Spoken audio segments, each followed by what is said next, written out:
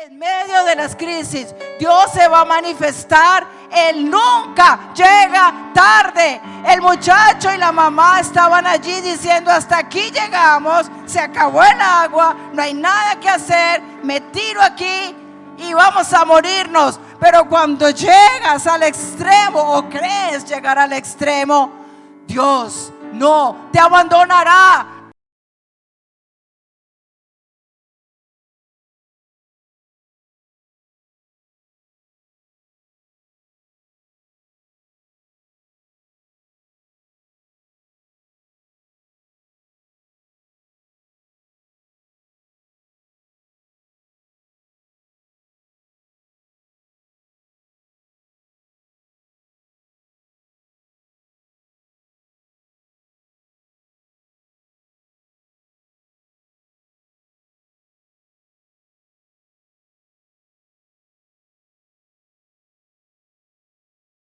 Bueno, yo quiero compartirles esta mañana una palabra que he titulado Dios te ve y te escucha, basado en un pasaje que me impactó bastante en Génesis 16. Vemos desde el versículo 1 al 5 el relato de cómo Sarai, que en ese momento se llamaba Sarai, y Abraham no habían tenido hijo. Y de pronto Sarai como que sintió el desespero de que ay, no le he dado hijo a mi esposo, algo tengo que hacer.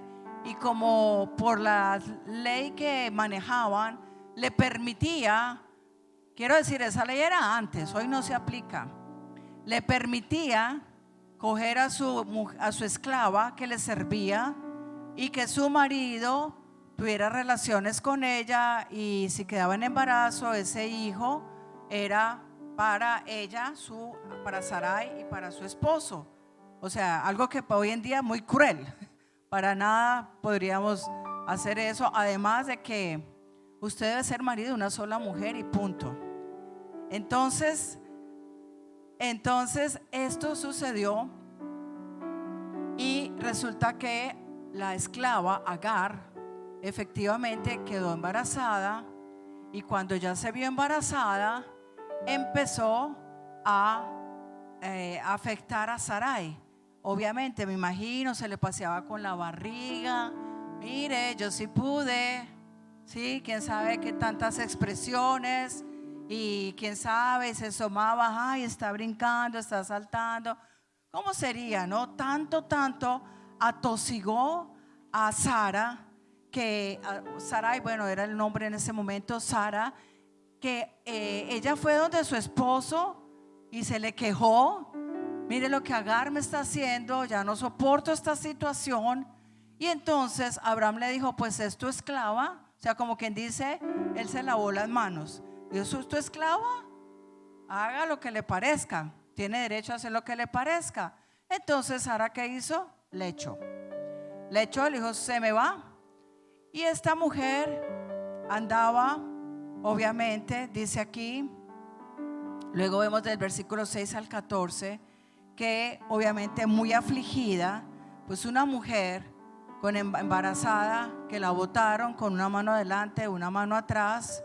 Entonces ella salió, bueno, en medio de todo, ella se sentó allí junto a una fuente, dice, una fuente de agua en el desierto, porque estaba en el desierto, encontró una fuente, se sentó allí muy afligida, y se le apareció un ángel, o sea, Dios se le apareció en forma de un ángel y le habló y le dijo el ángel de Jehová: he aquí has concebido y darás a luz un hijo y llamarás su nombre Ismael, porque Jehová ha oído tu aflicción.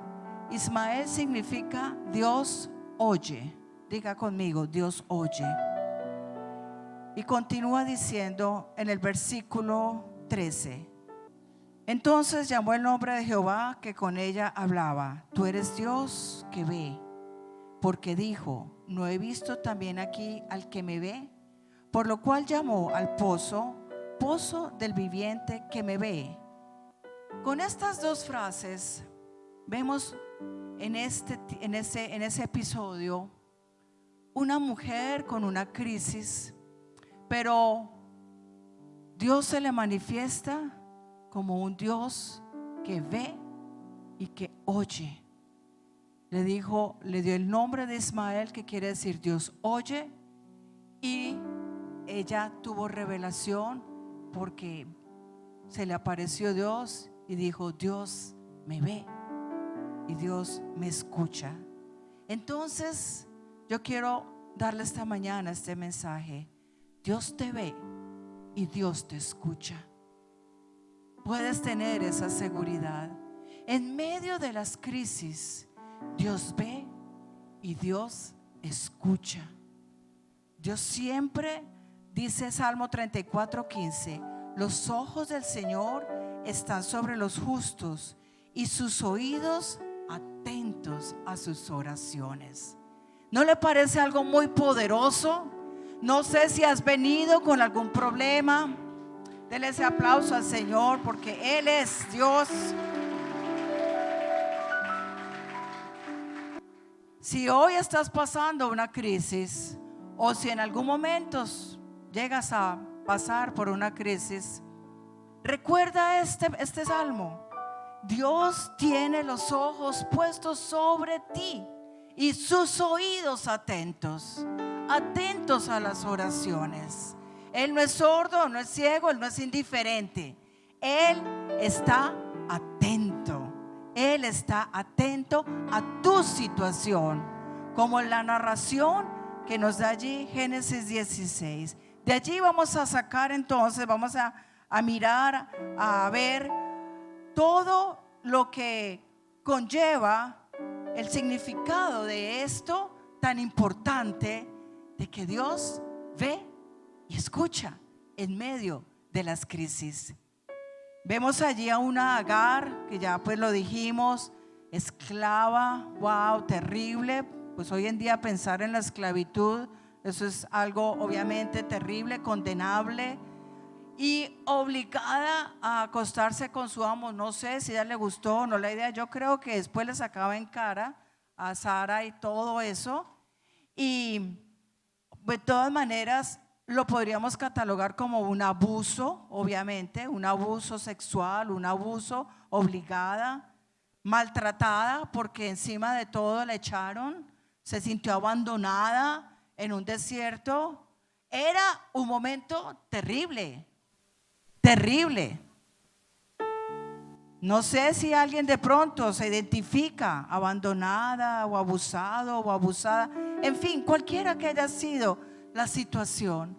El asunto es que cuando estaba en ese momento tan crítico, leemos en el versículo 7, estamos en ese pasaje de Génesis 16, una frase cuando Dios o el ángel la halló y le dijo en el versículo 8: Agar, sierva de Sarai, ¿de dónde vienes y a dónde vas?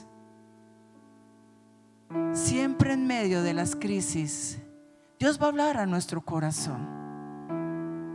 Dios no es el que trae las cosas malas, obviamente que Él no es el que trae los problemas, ¿sí? Eso es otro tema a tratar, de los problemas, porque aparecen y por qué sufre el cristiano, o quién debería sufrir más que quién, en fin. El asunto es que como seres humanos que estamos viviendo en esta tierra, en algún momento nos llega la crisis. Dios está en medio de nosotros, pero Dios también nos llama como a Sarai: ¿de dónde vienes y para dónde vas? ¿En qué punto te encuentras en estas circunstancias? ¿Y para dónde crees que vas a ir? Porque en medio de las crisis podemos tener en nuestra mente muchos interrogantes. Hay personas que en medio de las crisis quieren echar para atrás, quieren dar media vuelta y no saber más del Señor. Y Dios, de pronto lo creen que Dios, o consideran que Dios le está fallando. En fin, hay muchas preguntas, hay muchos pensamientos que pueden pasar por la mente, pero Dios en esta hora y en el momento de la crisis quiere ubicarnos, quiere ubicarte. ¿Para dónde es que vas a mirar? ¿Para dónde es que vas a pegar? ¿O vas a salir corriendo, alborotado, alborotada, desesperado? O a ver, ¿tienes en cuenta que aquí estoy yo? Aquí estoy yo. Yo veo, yo escucho. ¿De dónde vienes y para dónde vas? ¿Cómo estás en tu relación conmigo? ¿Y cómo vas? ¿A dónde piensas ir? ¿Y cómo me vas a ubicar en este momento? Es una pregunta muy importante, porque tenemos que ver y ver las dificultades no como enemigos, sino como aliados. Porque cuando estamos en las dificultades, tratamos de buscar un culpable. Tratamos a veces, cuántas veces hasta hemos culpado a Dios. Dios es el que me está mandando esta situación. ¿Por qué a mí? Nos estamos y señalamos y volvemos y nos volvemos resentidos y amargados, o con las personas en nuestro círculo cercano, porque culpamos a los demás de las cosas que están sucediendo en mi vida, y que soy yo la que tengo que mirarme en ese momento, cómo estoy con Dios y para dónde voy con Él, confiando en que Él me va a sacar adelante. Y cuando yo empiezo a buscar culpables, y cuando ando con ese sentimiento que se va arraigando en el corazón, hay venganza, hay odio, hay resentimiento, y eso no nos va a ayudar a salir adelante. Definitivamente, cuando albergamos sentimientos incorrectos, no nos ayuda a alcanzar el éxito. Al contrario, las cosas pueden ir de mal en peor, porque allí donde hay un corazón cerrado, pues Dios no va a obrar, porque no le estamos dando lugar, no le estamos permitiendo lugar.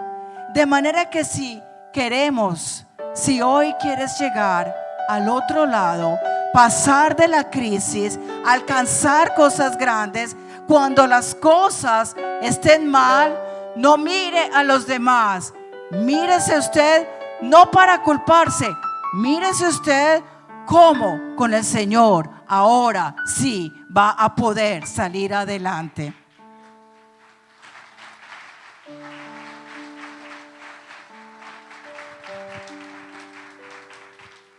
Por lo cual, por amor a Cristo, me gozo en las debilidades, en afrentas, en necesidades, en persecuciones, en angustias, porque cuando soy débil, soy fuerte. Que hoy puedas decir eso, porque miro al Señor en medio de mi debilidad, entonces me voy a fortalecer. Agar estaba culpando a Sarai de su situación, culpando por culpa suya, me mandó del marido, me embaracé y ahora me botó y me tiene abandonada, culpando. Por eso Dios tuvo que decirle y enfocarla: ¿de dónde vienes y para dónde vas? Y la mandó a que volviera donde su señora. Eso nos habla de la necesidad en medio de las crisis de ser humildes, porque cuando yo empiezo a enojarme, a buscar culpables, era la situación de esa mujer, allí que había enaltecimiento. Dios le tuvo que decir: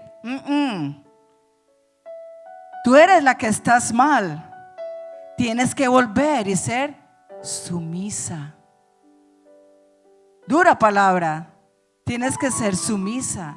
Entonces, por eso Dios, esa frase tan importante que nos da allí: ¿de dónde vienes? Bueno, voy a rendirme al Señor, y siempre tal vez usted dirá: la pastora habla mucho de eso.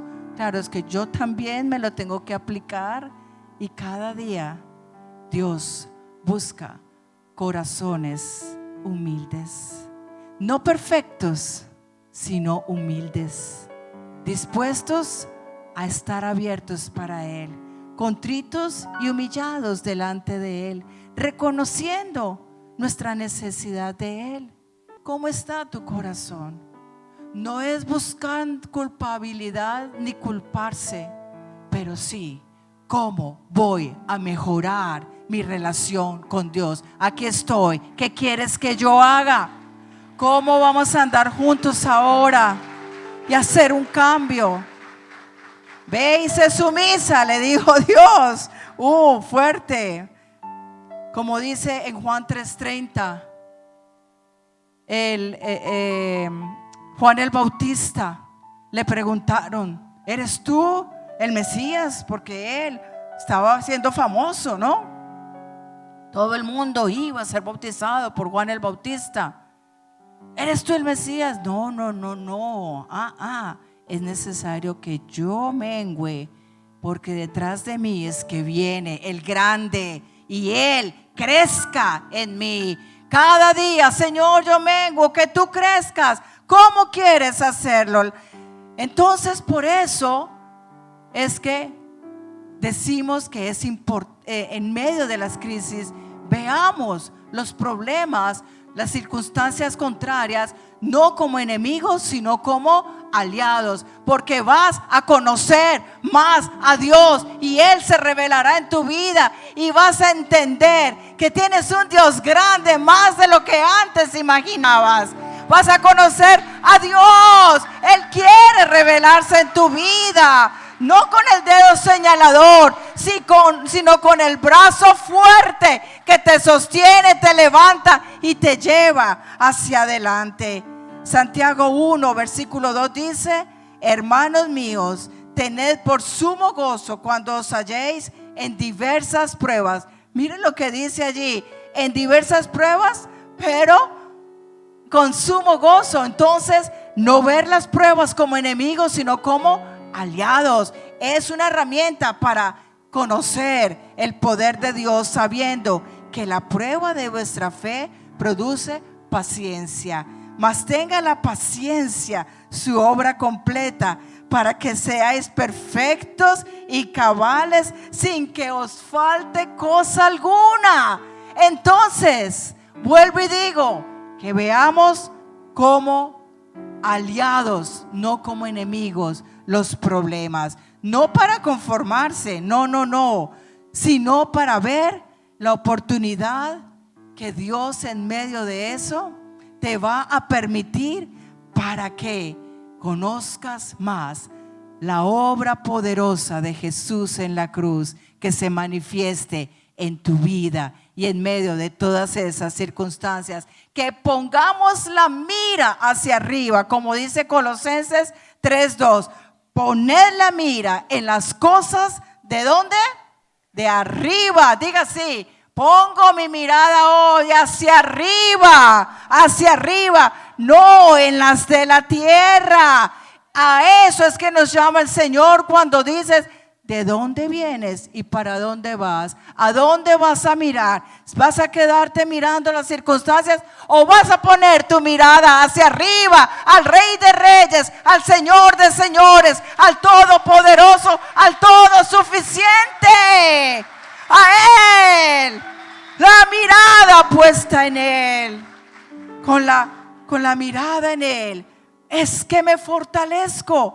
Allí es donde te fortaleces, y no te van a destruir las circunstancias, sino que vas a aprender tantas cosas que Dios tiene.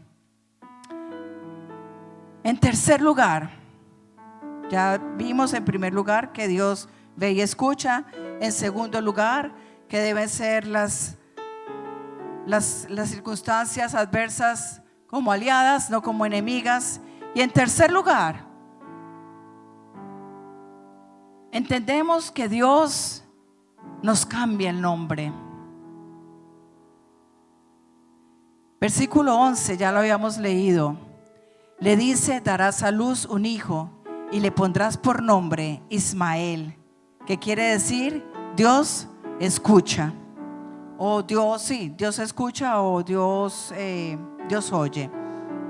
Vemos allí porque entendemos cómo en medio de las circunstancias difíciles Dios necesita cambiarnos el nombre. ¿A qué voy con esto?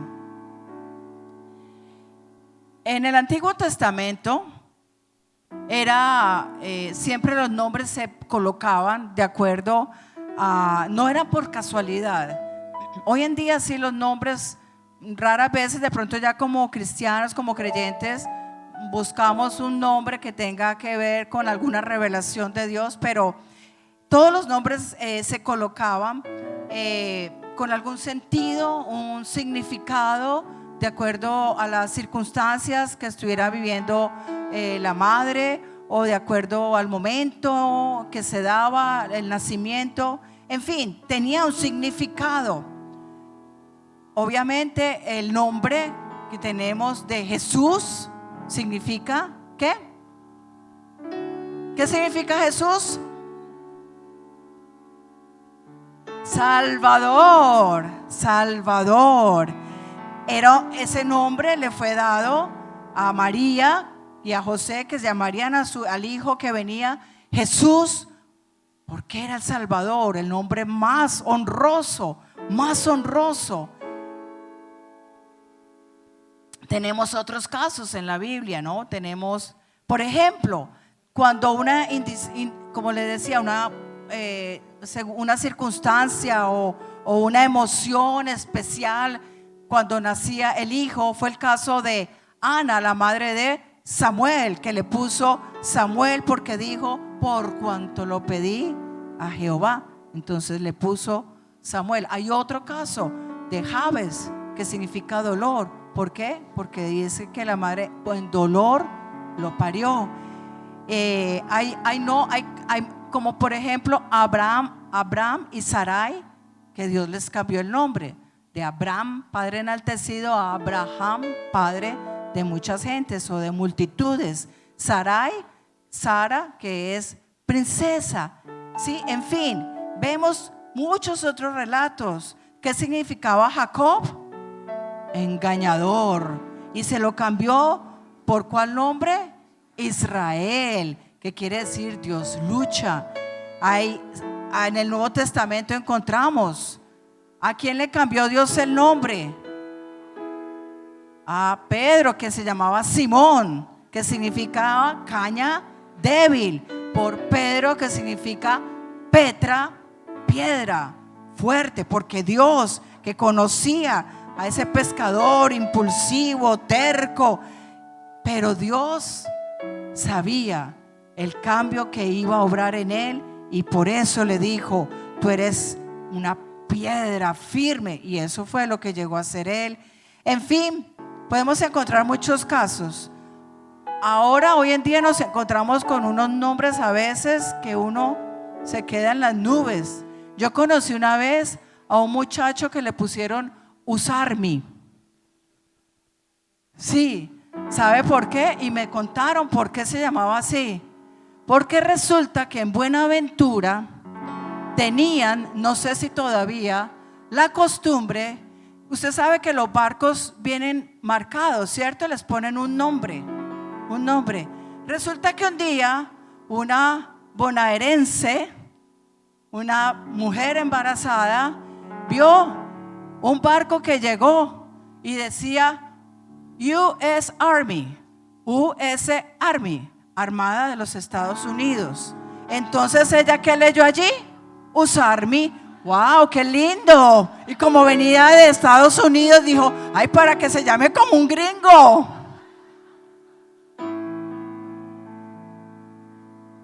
Por ahí hay muchos innombrables, con mucho respeto. No sé si alguno de ustedes tenga un nombre. Hay gente que hasta se cambia el nombre en la cédula porque los papás cometieron un sacrilegio con su nombre. Pero en fin, Dios necesita cambiar nuestro nombre. Si estás amargado, si tu condición es: soy un abandonado, soy un despreciable, soy un rechazado o una rechazada, abusado, abusada. Las condiciones que la vida te ha marcado, tantas cosas, y esas marcas las tenemos como un nombre. Entonces, para cambiar tus circunstancias, salir de tu crisis, Dios tiene que enfocarte en que eres su amado, su amada. Mío eres tú, mía eres tú. Entender, como le dijo, podemos leer en Isaías 62, versículo 2 al 4. Pero allí es donde Él se manifiesta con un cambio de nombre. Entonces verán las gentes tu justicia.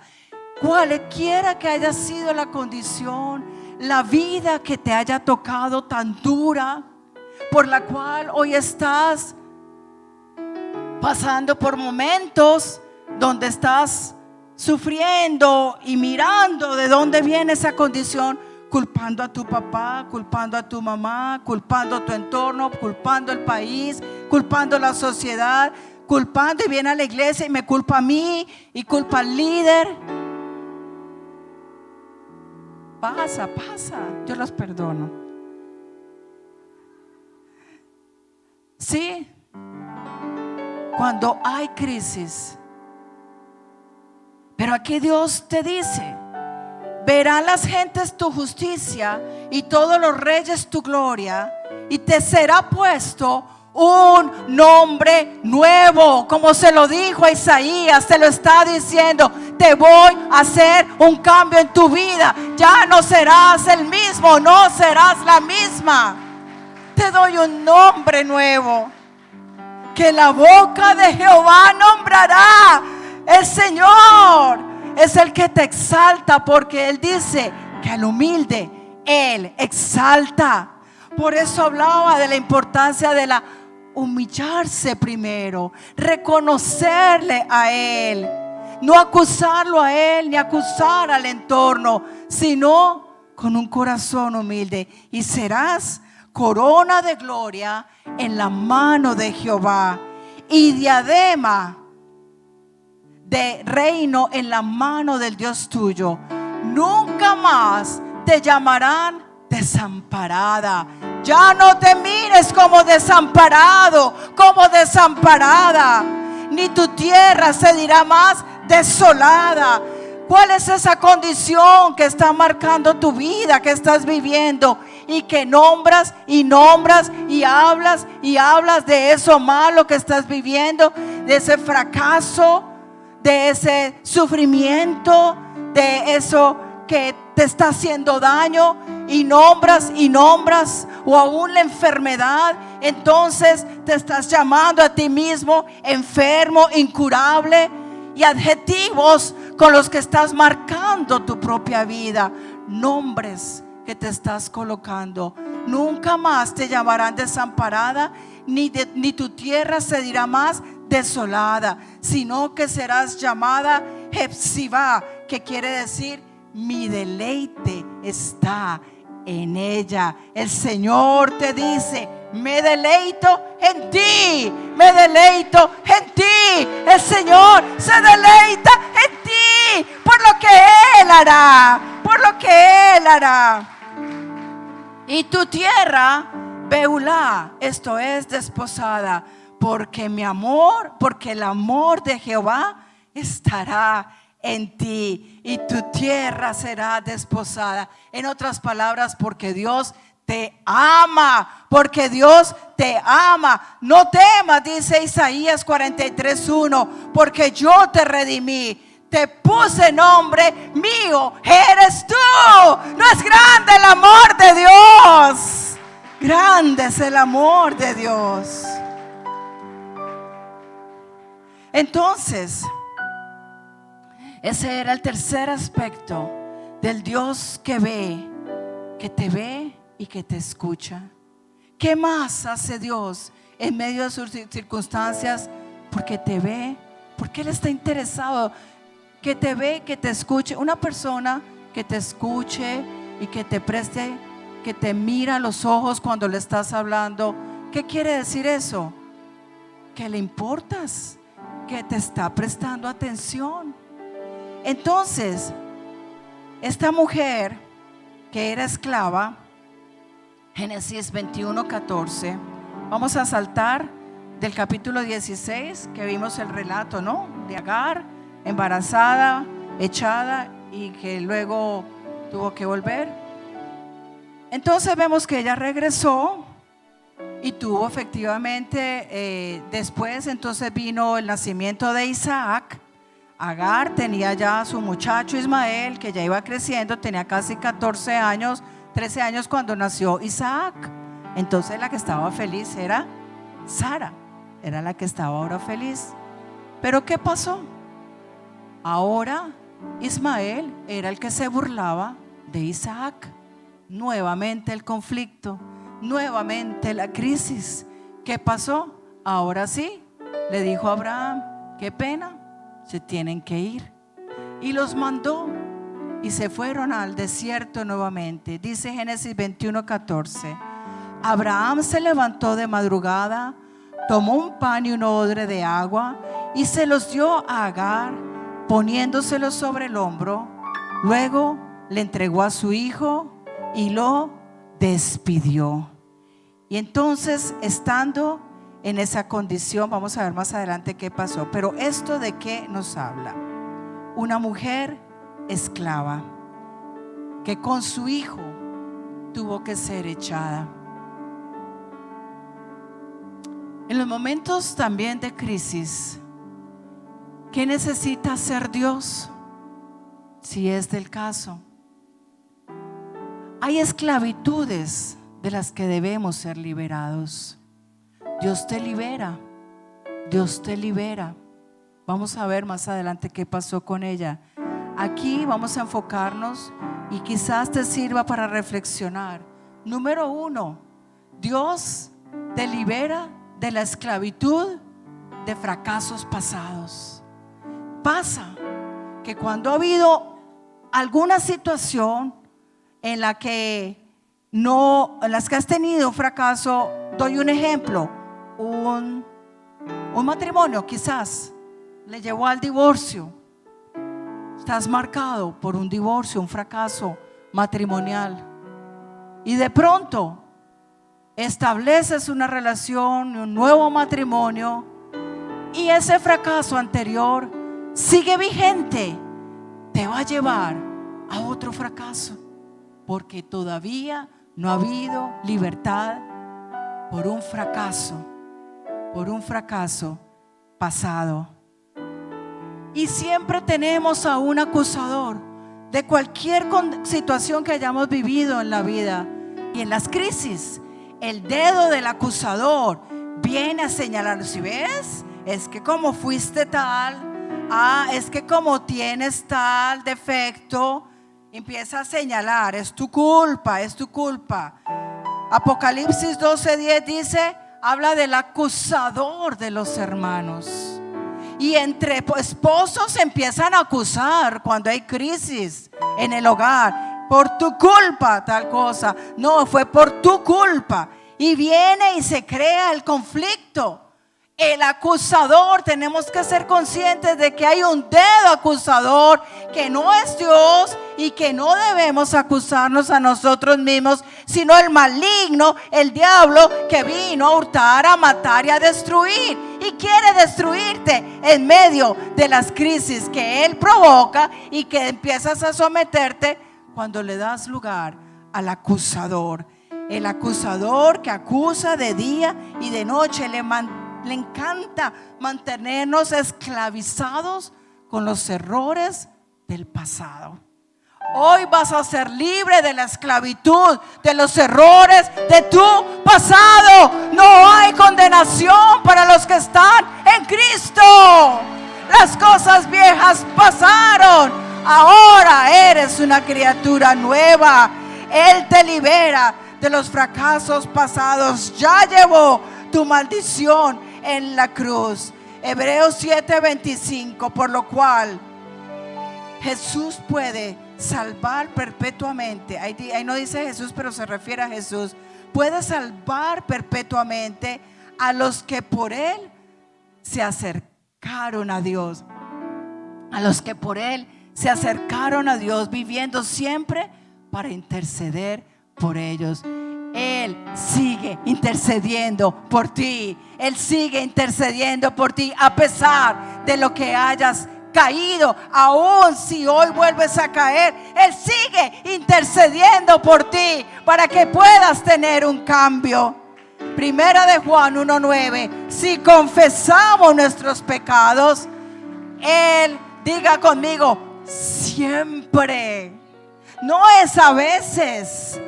Si confesamos nuestros pecados, Él es fiel y justo para perdonar nuestros pecados y limpiarnos de toda maldad. Dale un fuerte aplauso. Él es fiel y justo. Señor, gracias. ¿Qué sería de nosotros si no tuviéramos un intercesor que es fiel, que es justo? Aleluya. Y en tercer lugar, nos libera y te libera de la esclavitud de las circunstancias. Porque cuando estamos en circunstancias adversas, las circunstancias nos roban la alegría, el gozo, nos quita la paz, la libertad de alabar, para orar.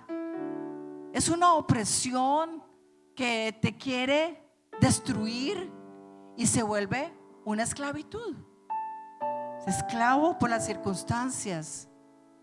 Cuando hay una enfermedad, yo lo viví ese mes que me tocó vivir con mi esposo en la clínica, viéndolo en vez de mejorar cada día empeorar. Y conozco de algunas personas que llevan un tiempo en un tratamiento, con alguien en un tratamiento. Es una condición que uno se vuelve esclavo de las circunstancias. Mi vida durante ese mes, ¿qué era? Estar en una clínica, ni dormir, ni comer, porque es un tiempo muy fuerte, muy fuerte. Y a duras penas yo iba de la clínica a mi casa a cambiarme de ropa, a dormir una horita si podía, a comer algo si me pasaba y regresar a sonreír, porque no podía llegar con lágrimas ni con cara larga. Es duro, ¿no?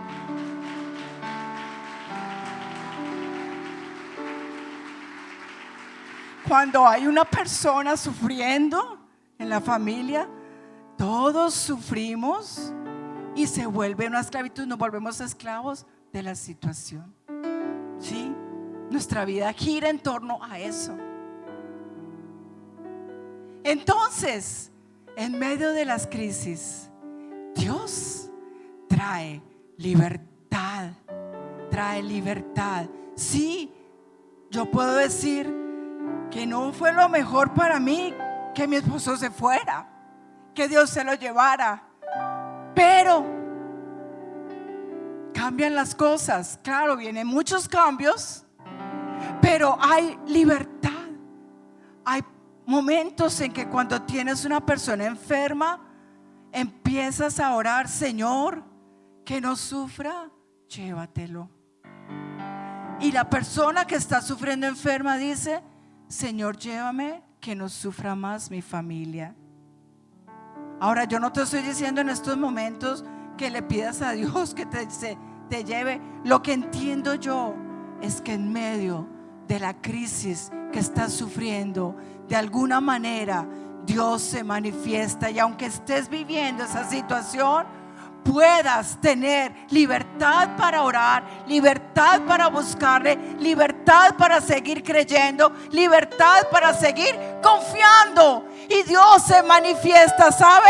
Porque en mis momentos de crisis, Yo sí levantaba mis manos y adoraba al Señor, y allí venía esa paz que solamente Él puede dar en medio de las circunstancias.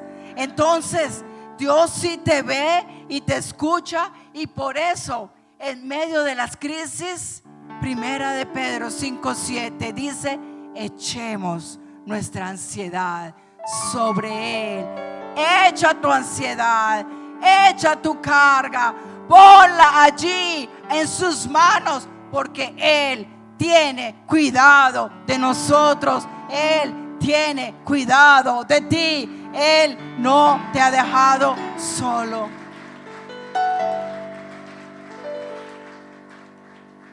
Y tienes que ser esclavo también, y Dios quiere liberarte de la esclavitud por la falta de perdón. Aquí hemos hablado de ese tema, y seguramente Dios lo seguirá trayendo a colación, porque todos los días necesitamos perdonar. Pero aún así, en las crisis, si no ha habido perdón, no puedes esperar que los resultados mejoren. Alguien me dijo en estos días: no he podido perdonar, me es difícil, me cuesta. ¿Es difícil? Sí. ¿Es posible? Sí.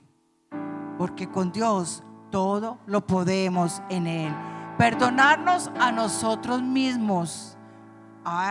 Quizás necesitas perdonarte a ti mismo, perdonar a los demás, perdonar a las personas de la familia, del contexto familiar, quizás a personas que aún ya no viven, pero han dejado marcada tu vida.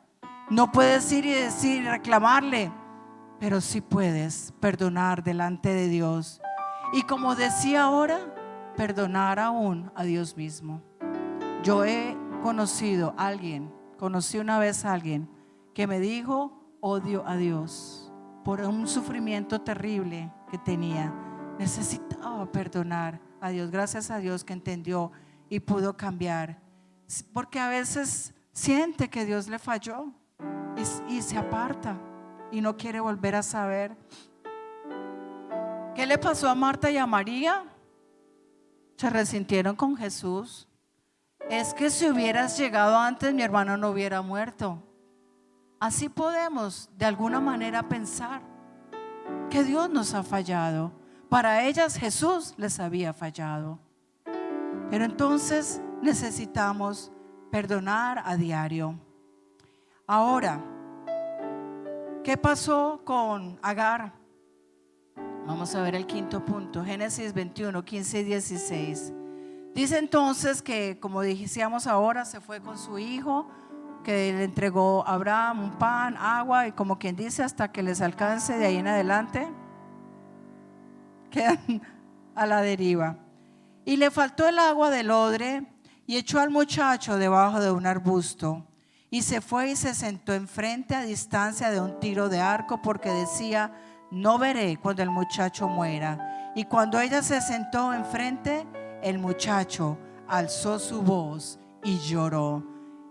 Entonces, otra vez la crisis, otra vez la situación, pero ya era de muerte. Quiero decirle, cuando estás en ese momento de dolor, de sufrimiento, que ya estás con lágrimas y lloras de día y lloras de noche, así como Marta y María estaban angustiadas porque Jesús aparentemente llegó tarde y su hermano murió. Pero dice que Jesús, ante la tumba, dice que Jesús, ¿qué? Lloró. Dios ve tus lágrimas. Él también escucha y ve tu llanto.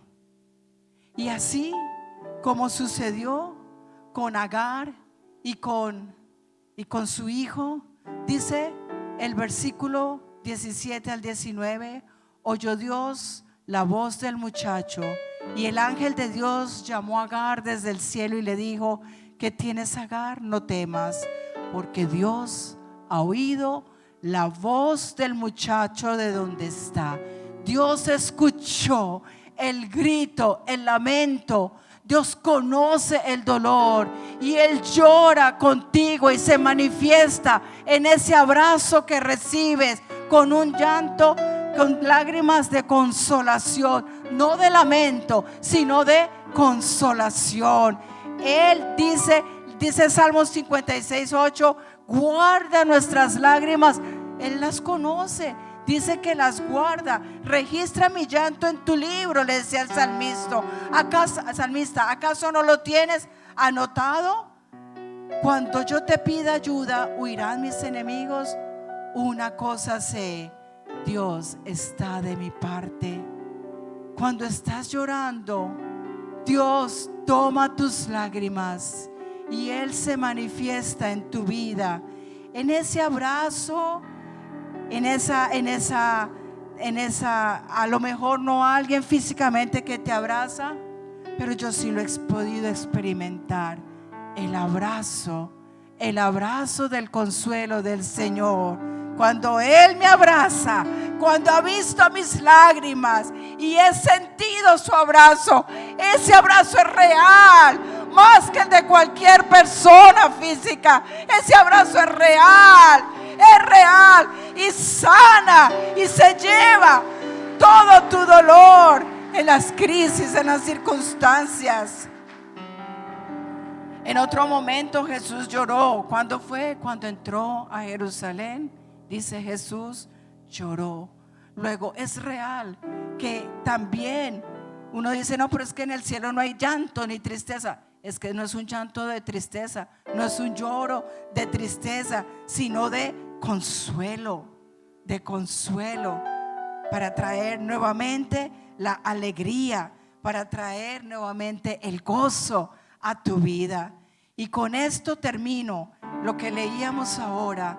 Cuando se apareció el ángel y le dice, versículo 21, el capítulo 21, el versículo 18, levántate, alza al muchacho, sosténlo con tu mano, porque yo haré de él una gran nación. Entonces Dios le abrió los ojos y vio una fuente de agua, y fue y llenó el odre de agua y dio de beber al muchacho. En medio de las crisis, Dios se va a manifestar. Él nunca llega tarde. El muchacho y la mamá estaban allí diciendo, hasta aquí llegamos, se acabó el agua, no hay nada que hacer, me tiro aquí y vamos a morirnos. Pero cuando llegas al extremo o crees llegar al extremo, Dios no te abandonará. Algo va a hacer, una puerta se abrirá, un giro habrá,